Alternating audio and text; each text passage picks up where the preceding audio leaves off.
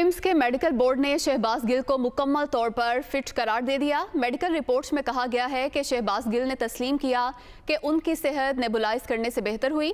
Medical reports के मुताबिक शहबाज गिल अपने हवास में और नॉर्मल हैं। बोर्ड ने शहबाज गिल का मुकम्मल जिस्मानी मुआयना करना चाहा, लेकिन उन्होंने इनकार कर दिया। शहबाज गिल ने सिर्फ सीने का तिब्बी मुआयना करने की इजाज़त दी। शहबाज गिल के तमाम खून के नमूने नॉर्मल हैं। बोर्ड ने छाती के एक्सरे स्टंट टेस्ट कराना चाहे, लेकिन शहबाज गिल ने इनकार कर दिया। रिपोर्ट्स में कहा गया है कि मरीज को मामूली नोयत की सीने की तकलीफ है, जिसकी कोई अलामात नहीं है।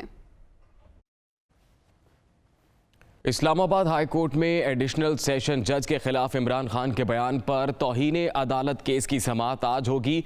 तौहीन अदालत की कार्रवाई का फैसला गुज़िश्ता रोज़ हाई कोर्ट के तमाम जजेस की मुशावरत से हुआ था। इसी से मुतल्लिक मज़ीद तफसीलात जानेंगे। नुमाइंदा दुनिया न्यूज़ आमिर सईद अब्बासी हमारे साथ मौजूद हैं। आमिर, कहिएगा कितने बजे ये समाअत होगी?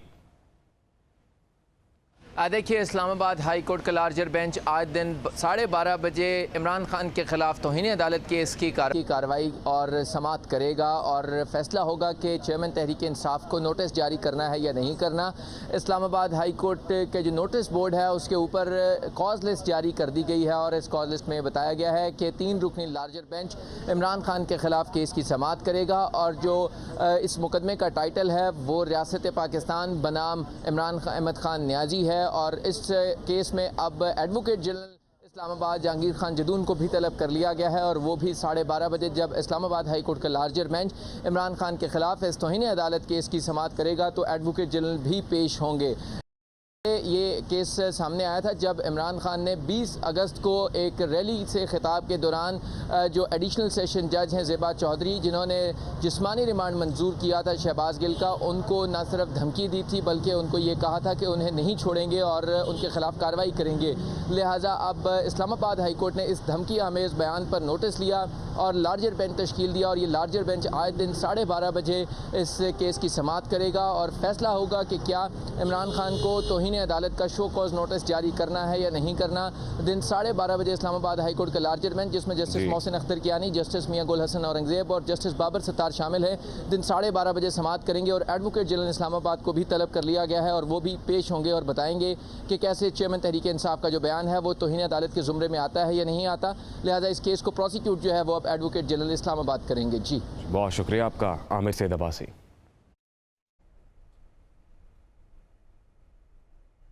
सुप्रीम कोर्ट बार एसोसिएशन ने इमरान खान के खिलाफ तौहीन अदालत की कार्रवाई का खैर मकदम किया है। अलामिया में कहा गया है कि वकला बरादरी अदलिया की तज़हीक बर्दाश्त नहीं करेगी। सुप्रीम कोर्ट बार के जारी अलामिया के मुताबिक खातून सेशन जज को धमकी आमेज पैगाम देना मुजरिमाना अमल और पूरी अदलिया की तौहीन है। खातून जज का नाम लेकर तनकीद ना सिर्फ जज बल्कि पूरे अदालती निज़ाम के वकार के खिलाफ है। सुप्रीम कोर्ट बार ने मुतालबा किया है कि सरकारी इदारों और आला अदलिया के खिलाफ तौहीन आमेज गुफ्तगू के पस पर्दा अवामिल को मंजर-ए-आम पर लाया जाए।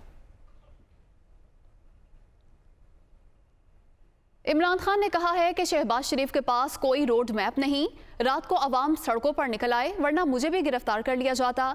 अगर मैं भी शहबाज गिल की तरह होता तो पकड़कर फेंटा भी लगाना था। फजलुर रहमान जैसा ताकतवर शख्स जो 10,000 अफराद लाने की धमकी दे, उसके खिलाफ कुछ नहीं होता। हुक्मरान इत्तेहाद से मुफाहमत नहीं हो सकती। जो मर्जी कर ले, शऊर का जिन बोतल में वापस नहीं जाएगा।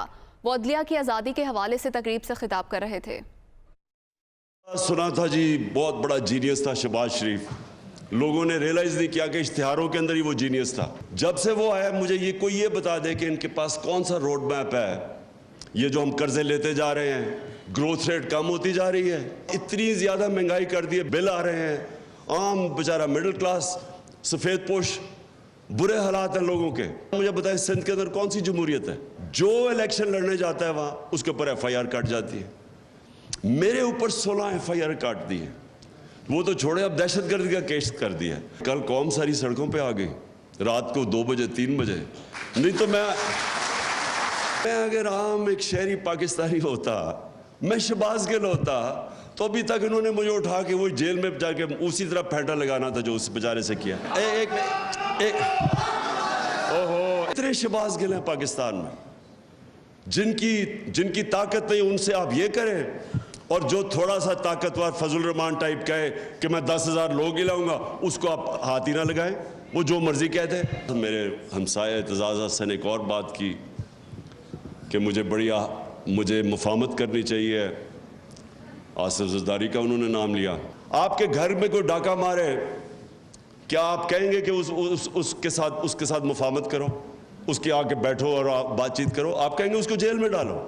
तो करप्शन तो मुल्क के ऊपर डाका मारा जाता है। कभी मैंने पाकिस्तानी कौम के अंदर इस तरह की बेदारी नहीं देखी। मैं ये वर्ड यूज़ करता हूँ शऊर का, और ये जो बेदारी का जो जिन है जो बोतल से निकल चुका है, जो मर्जी आप कोई कर ले, ये अब बोतल में वापस जाने नहीं लगा। एक और अहम खबर के इलेक्शन कमीशन आज पीटीआई ममनुआ फंडिंग केस की बाकायदा समाअत शुरू कर रहा है। केस के सिलसिले में पीटीआई चेयरमैन इमरान खान को ममनुआ फंडिंग जब्त करने के हवाले से शो कॉज नोटिस भी जारी हो चुका है। इस समाअत से मुतल्लिक तफसीलात जानेंगे। नुमाइंदा दुनिया न्यूज़ मोहसिन इजाज हमारे साथ मौजूद है। मोहसिन, बताइएगा। जी बिल्कुल, आज election commission of Pakistan PTI ममनुआ फंडिंग केस का बाकायदा एक दफ़ा फिर आगाज़ कर रहा है। और जो फैसला सुनाया गया था अकबर एस बाबर की दरख्वास्त पर, उसमें यह कहा गया था कि पाकिस्तान तहरीक इंसाफ पर ममनुआ फंडिंग साबित हो गई है और गैर मुल्की अफराद और गैर मुल्की कंपनियों से ये ममनुआ फ़ंड्स लिए गए और क्यों ना ये ममनुआ फ़ंड्स जब्त कर लिए जाएँ। और इस पर पाकिस्तान तहरीक इंसाफ को उनके चेयरमैन के थ्रू ये शोकॉज नोटिस जारी किया गया, जिस पर आज इलेक्शन कमीशन ऑफ पाकिस्तान में बाकायदा समाअत होगी। और अब ये कहा जा सकता है कि 2014 में शुरू होने वाला ये ममनुआ फंडिंग केस अपने आखिरी मरहले में दाखिल हो चुका है। अब पाकिस्तान तहरीक इंसाफ इलेक्शन कमीशन के जो फंड जब्त करने के हवाले से शो कॉज नोटिस है उसका जवाब देगी और इस सिलसिले में जो दलाइल हैं फरीकैन के वो होंगे। इसके साथ साथ जो एक और अहम मामला सामने आया था इलेक्शन कमीशन ऑफ पाकिस्तान के फैसले में कि पाकिस्तान तहरीक इंसाफ की जानिब से कुछ जो अकाउंट्स हैं वो भी छुपाए गए। ये कहा गया था फैसले में कि 8 अकाउंट्स के बारे में बताया गया, जबकि 13 अकाउंट्स ऐसे थे जो पोशीदा रखे गए। और इस सिलसिले में जो फाइनेंशियल स्टेटमेंट्स पार्टी हेड की जानिब से जमा कराई जाती रहीं उनमें भी उन अकाउंट्स का जिक्र नहीं था। अब इसी मामले पर इलेक्शन कमीशन ऑफ पाकिस्तान आज से बाकायदा समाअत का आगाज़ कर रहा है और इस सिलसिले में फरीकैन को नोटिस भी जारी कर दिए गए हैं। और आज इलेक्शन कमीशन ऑफ पाकिस्तान में पाकिस्तान तहरीक इंसाफ की जो कानूनी टीम है जो उन्हें शो कॉज नोटिस जारी किया गया है अकाउंट्स छुपाने से मुतालिक या ममनुआ फ़ंड्स लेने से मुतालिक, उसके ऊपर इलेक्शन कमीशन ऑफ पाकिस्तान में अपना जवाब भी जमा कराएंगे। और ये केस जैसे मैंने पहले भी बताया 2014 में शुरू हुआ, फिर कई मरतबा इसके अल्तवा की दरख्वास्तें भी दी गई पाकिस्तान तहरीक इंसाफ की जानिब से। फिर ये मामला स्क्रूटनी कमेटी तक पहुँचा जिसने बहुत सारी चीज़ों की निशानदेही करके मामला फिर इलेक्शन कमीशन को भेजा, जिस पर इलेक्शन कमीशन ने ये इलेक्शन कमीशन तमाम तर सूरत-ए-हाल और फंडिंग केस से मुतल्लिक आज मजीद समाअत होने जा रही है। बिलखसूस शो कॉज नोटिस जो जारी किया गया था उस हवाले से फैसला होगा। बहुत शुक्रिया आपका मोहसिन इजाज। लिस्बेला हेलीकॉप्टर हादसे में मनफी प्रोपेगेंडा की इंक्वायरी मुकम्मल, रिपोर्ट तैयार। रिपोर्ट में सियासी जमातों को क्लीन चिट, प्रोपेगेंडा इनफरादी अमल करार, किसी सियासी जमात के मुलविस होने के शवाहिद नहीं मिले। रिपोर्ट में यह बताया गया है इंक्वायरी कमेटी की प्रोपेगेंडे में मुलविस अफराद के खिलाफ कार्रवाई की भी सिफारिश। मुलविस अफराद के खिलाफ साइबर क्राइम PPC के तहत मुकदमात दर्ज करने की भी सिफारिश की गई है। लिस्बेला हेलीकॉप्टर हादसे पर मनफी प्रोपेगेंडा की इंक्वायरी मुकम्मल, रिपोर्ट तैयार कर ली गई है। रिपोर्ट में सियासी जमातों को क्लीन चिट दी गई है, प्रोपेगेंडा इनफरादी अमल करार दिया गया है। लिस्बेला हेलीकॉप्टर हादसे पर मनफी प्रोपेगेंडा के मामले पर 6 रुकनी कमेटी ने इंक्वायरी मुकम्मल करके रिपोर्ट तैयार की है। रिपोर्ट में क्या इंकशाफात हुए हैं, इस हवाले से बात करते हैं दुनिया न्यूज़ के नुमाइंदा खुसूसी कमरुल मुनव्वर से। जी कमर। जी, लिस्बेला हेलीकॉप्टर पर जो प्रोपेगेंडा किया गया था, मनफी प्रोपेगेंडा, उस पर एक JIT बनाई गई थी जिसमें 4 FIA के लोग जो थे वो शामिल थे, जबकि ISI और IB के नुमाइंदे जो थे उनको भी इसमें शामिल किया गया था। इन्होंने इब्तदाई तहकीकाती रिपोर्ट जो है वो मुकम्मल कर ली और वजारत दाखिला में जो है उसको सबमिट करा दिया गया है। इसमें ये चीज़ सामने आई है कि सिफारिशात दी गई हैं इस JIT के जानिब से वजारत दाखिला को कि इसमें मुलविस जो अफराद हैं उन्होंने ये प्रोपेगेंडा किया है है पाक फ़ौज के ख़िलाफ़, इनको पाक फ़ौज के ख़िलाफ़ प्रोपेगेंडा करने के तहत ना सिर्फ साइबर क्राइम बल्कि पिनल कोड के तहत भी इनके ख़िलाफ़ मुकदमात जो हैं वो दर्ज किए जाएँ।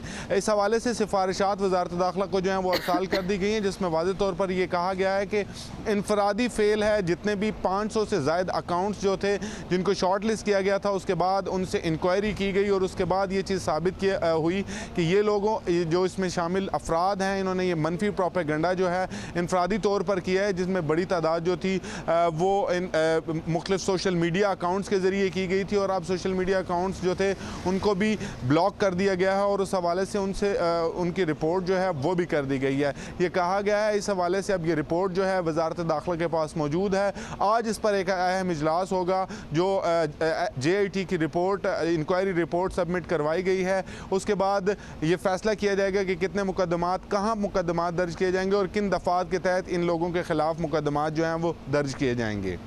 अभी हम खबर आप तक पहुंचाएं। वज़ीर आज़म शहबाज शरीफ 2 रोज़ा सरकारी दौरे पर कतर रवाना। दोनों ममालिक के दरमियान सरमायाकारी समेत LNG मुआहदों का भी इम्कान है।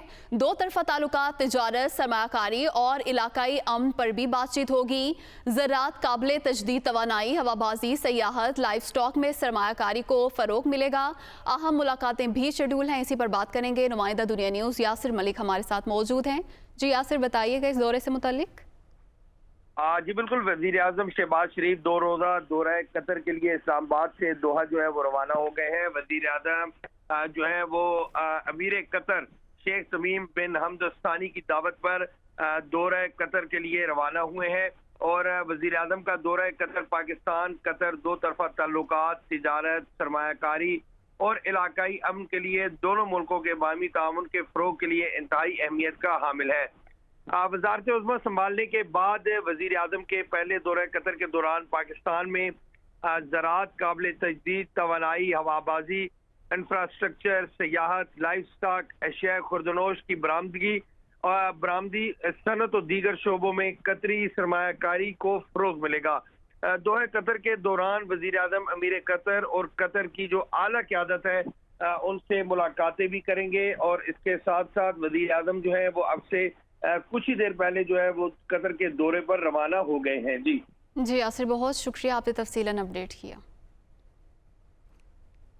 फैसलाबाद में बढ़ती हुई महंगाई पर काबू पाने में इंतजामिया नाकाम नजर आ रही है। सब्जियों, फलों समेत तमाम अशिया खुर्दनोश की कीमतों में होने वाले होशरुबा इजाफे की वजह से मजदूर तबका भी परेशानी का शिकार है। इसी पर मजीद तफसीलात बताएंगे फैसलाबाद से अब्दुल बासित।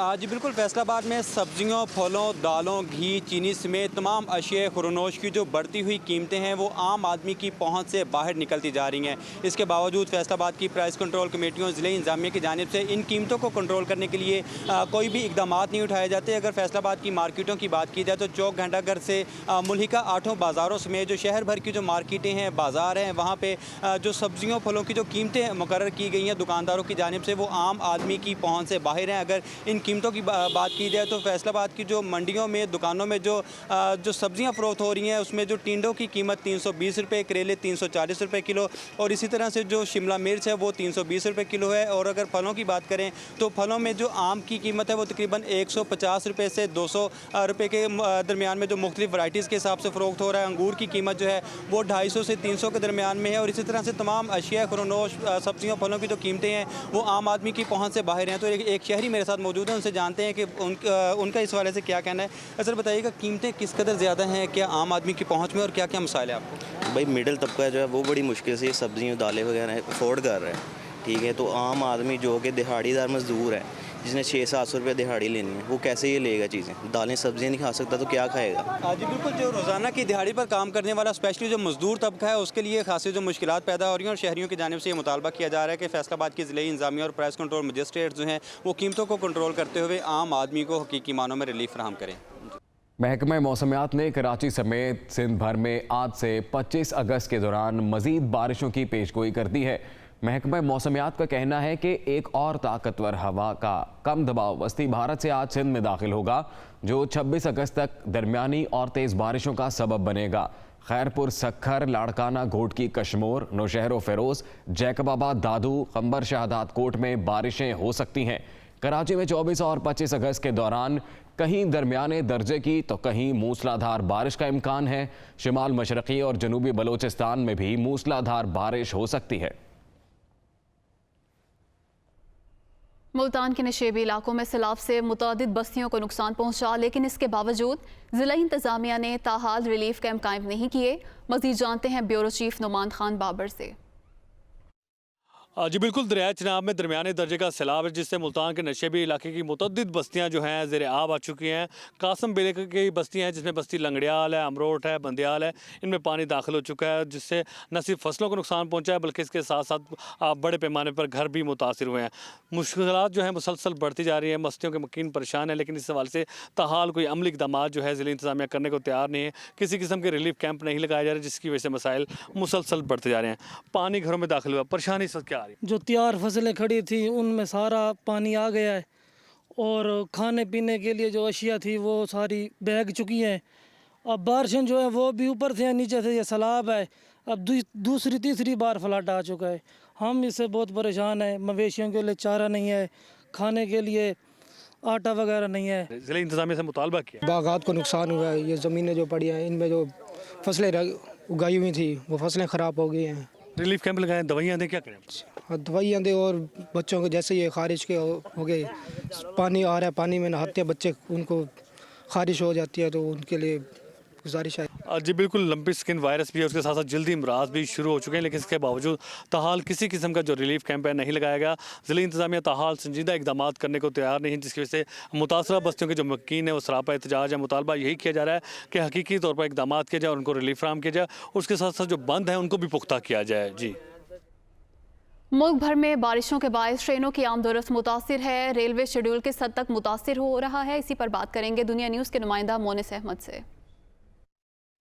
देखिए, कराची कैंट स्टेशन पर मैं इस वक्त मौजूद हूँ और जो रेलवे ऑपरेशंस हैं वो इस वक्त बदतरीन ताख़ीर का शिकार नज़र आ रहे हैं, और इसकी बुनियादी वजह यही है कि जो मुल्क भर में बारिशें हो रही हैं उसकी वजह से बहुत सारे इलाकों में, ख़ास तौर पर अंदरून सिंध के मुख्तलिफ़ इलाकों में रेलवे ट्रैक्स हैं वो पानी से डूबे हुए बताए गए हैं कि वहाँ पर पानी आ चुका है, जिसकी वजह से मुख्तलिफ़ ट्रैक्स के नीचे से जो रोहड़ी होती है, जो पत्थर होते हैं वो निकल चुके हैं, जिसकी वजह से ट्रैक्स को जो है कमज़ोर हो गया, उसको नुकसान पहुँचा है। हज़ारों की तादाद में मुसाफिर रात भर भी यहीं पर रहे हैं। अवाम एक्सप्रेस, तेज़गाम और मुख्तलिफ ट्रेन हैं जो कि 2 से 3 दिन के लिए कैंसिल कर दी गई हैं। तो मुसाफिर कुछ इस वक्त यहाँ पर मौजूद हैं, इनसे मालूम करते हैं इनकी कितनी परेशानी है। हम ये बताइएगा, आप यहाँ पर मौजूद हैं, कब से हैं, कौन सी ट्रेन के इंतज़ार में हैं? लामा इकबाल की ट्रेन से मैं इंतज़ार कर रहे हैं। कल हम आए 1:30 बजे तक आए, उन्होंने वापस भेज दिया कि रात के 12 बजे गाड़ी आएगी। फिर हम रात के 10 बजे के आ गए हैं रात के। ये वही अल्लामा इकबाल है जो कल दिन में चलनी, कल दिन में चलनी थी, लेकिन अभी तक नहीं आई है। अभी तक हुकाम से जो हमारी बात हुई, उनका ये कहना है कि 2 से 3 दिन कम अज़ कम 2 से 3 दिन लग सकते हैं, और ज़्यादा से ज़्यादा हफ्ता भर भी ये शेड्यूल मुतासिर रह सकता है, क्योंकि इससे कबल भी हमने देखा था तकरीबन जो जुलाई में बारिश हुई थी, झंपीर के मकाम पर भी यही मामला हुआ था कि पानी का बहाव ज़्यादा था और उसे जो ट्रैक के नीचे पत्थर थे वो निकल गए थे। तो तकरीबन पूरा महीना ये रेलवे ऑपरेशन मुतासिर रहे थे, और इस वक्त भी यही सूरत हाल है, मुसाफिरों को शदीद परेशानी का सामना है।